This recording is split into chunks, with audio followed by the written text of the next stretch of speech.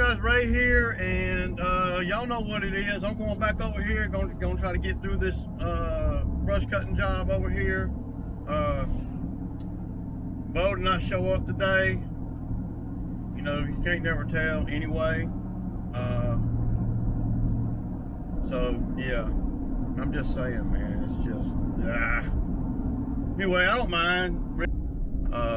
And then I'm not going to take on jobs that I don't feel the Bobcat can do, where I have to rent a machine. Because when we go to renting, you know, down here where I live at, when I go to renting machines, you know, especially a machine like what I would need, you know, $400 a day or so.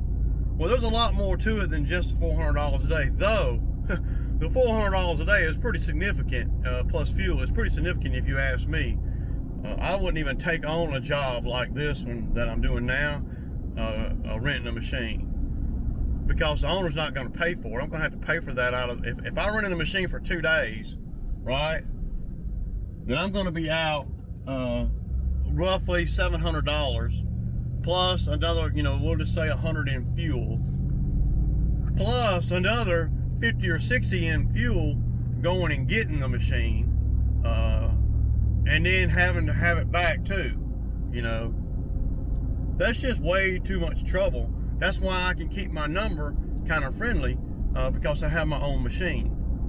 So I'm not going to rent a machine for anything in the, you know, in the realm of a skid steer or something. I might rent a lift if I'm trimming trees, but that's going to all be you know, figured out before I price it. You know, it's hard to price a job, you know, and then turn right around.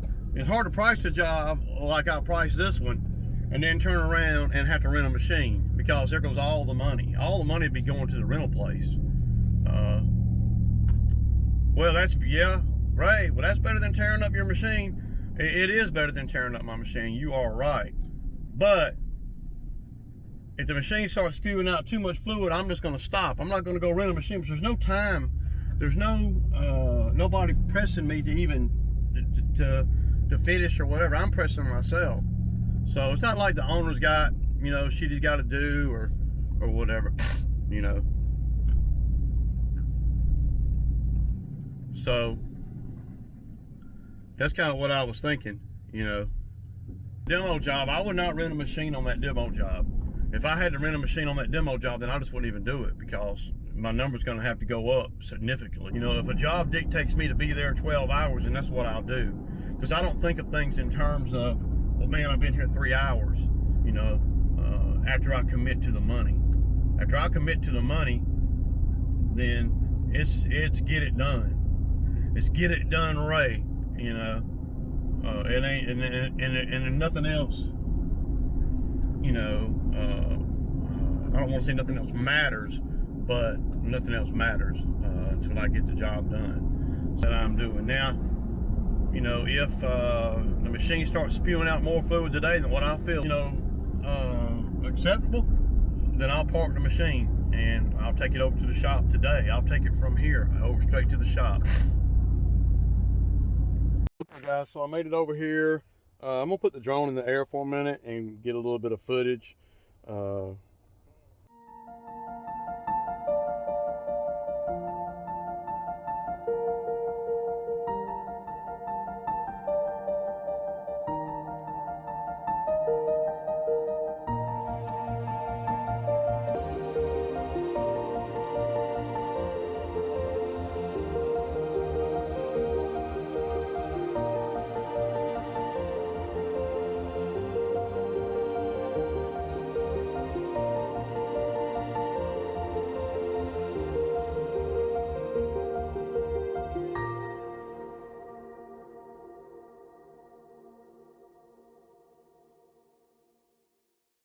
So you guys can see what I'm trying to do here.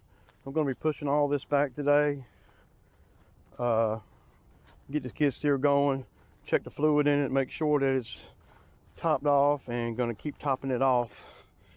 There's another big tree there leaning. See, I'm afraid I'm gonna get up. See them trees right there, they're leaning so hard, man. I'm just gonna start pushing everything you see here, you guys. I'm just gonna start pushing everything as far back that makes sense. Moving forward, you know, I did learn something here. I don't think that, to be honest, I don't think that the brush cutter is really the best tool for this job. You know, that's my thinking. I think that he would have come out probably about the same amount of money with a forestry mulcher, because that's really what you need over here. So moving forward, I won't take on any more jobs like this. See, a forestry mulcher would just, you know, so I might have to push all that over. This skid steer can do it. It's just, you know, we're gonna get all of, but a forestry mulcher come in here, man, they could have spent 10 hours over here at 200 bucks an hour. And shit, everything would be mulched up, real fine, and, you know, all that. So let's check the fluid real quick.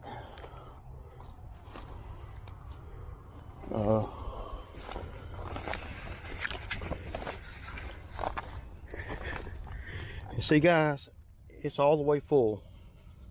See that bubble up there? I don't know if you can see that. See that bubble?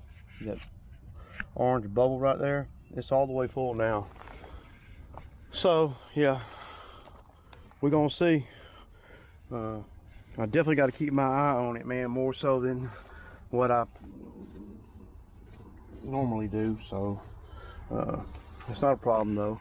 If I can run it for a couple of hours, then pour a gallon or two in it, it's worth it. Okay, y'all, so I'm gonna get in the machine, get it going, and I'll do some video later on today. I'm gonna get the drone in there at some point. I got to let the batteries charge. You know, this is Ray. I'll kick back with you. Okay, guys, so I think the leak is getting bigger. It's throwing hydraulic fluid all over the block of the motor, so it's starting to smoke, you know. So yeah, man, I'm not gonna keep running it, man, like this. So I just want to crank it up and get it on the trailer and get it over to the shop. So everything that I was thinking is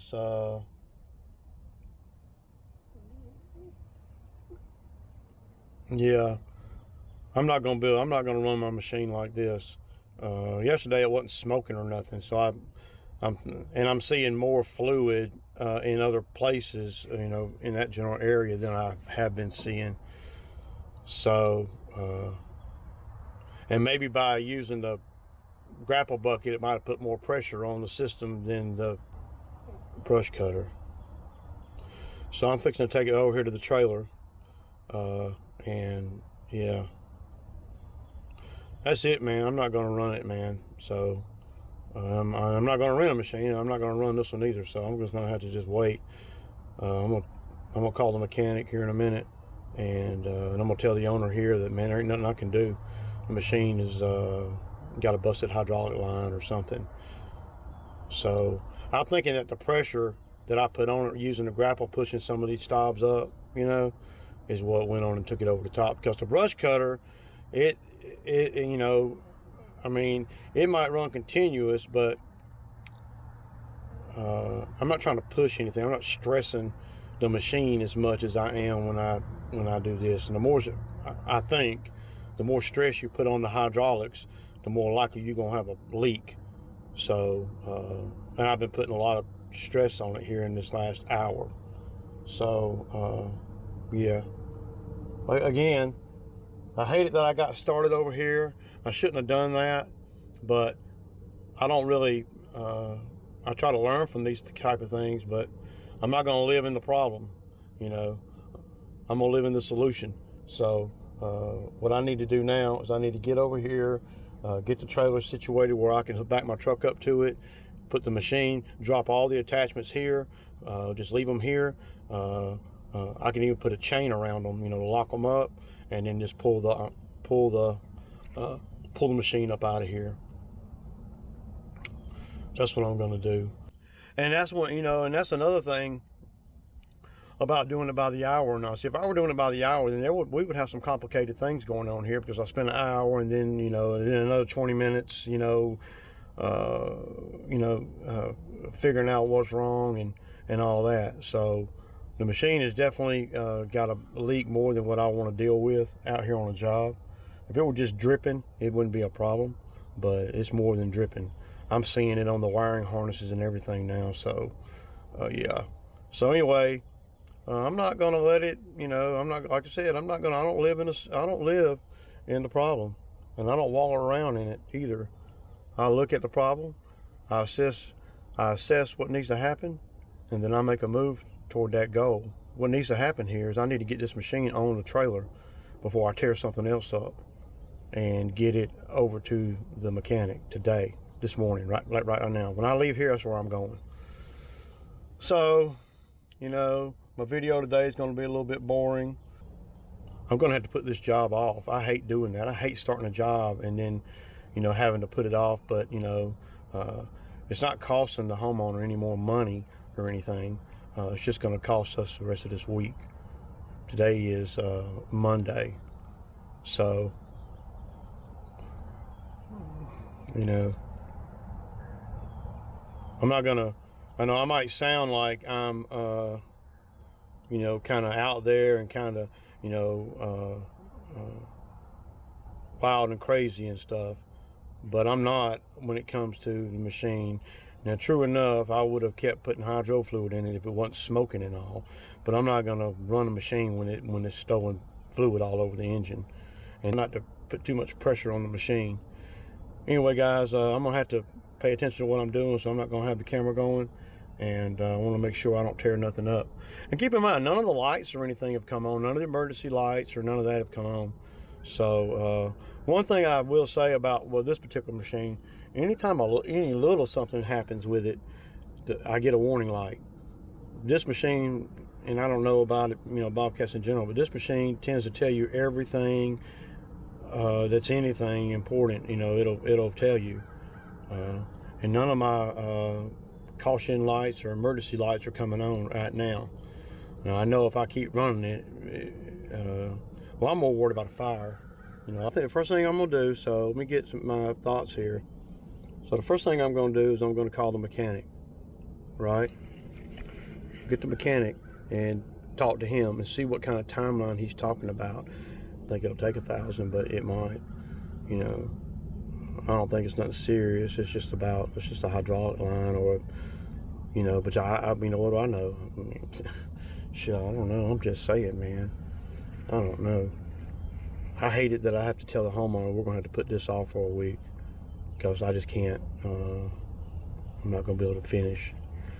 Now, if we were, like I said, if we were at, a $3,000 number, then I would do that.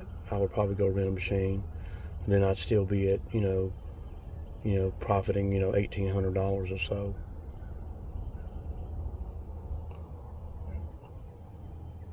I'm just trying to let the machine cool off a little bit and ranting, And another thing, I don't have anything else to do today or tomorrow. This job was on the list for both days.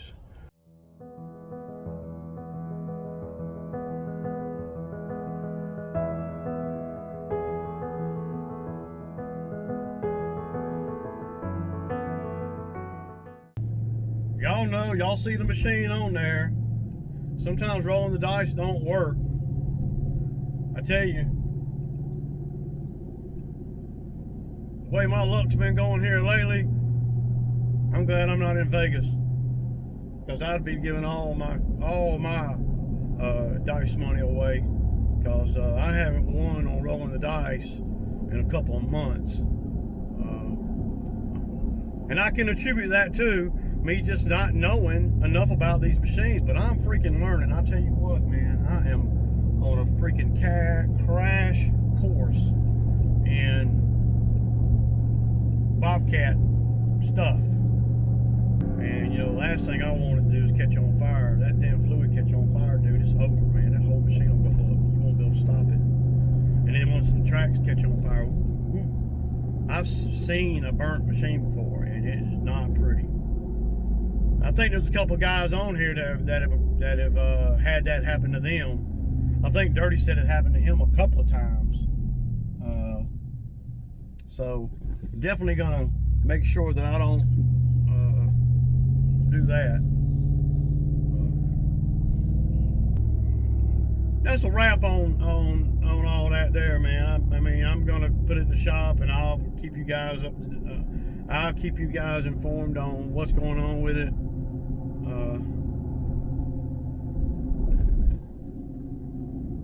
Yeah. This is Ray's Landscaping, and I'll kick back with you.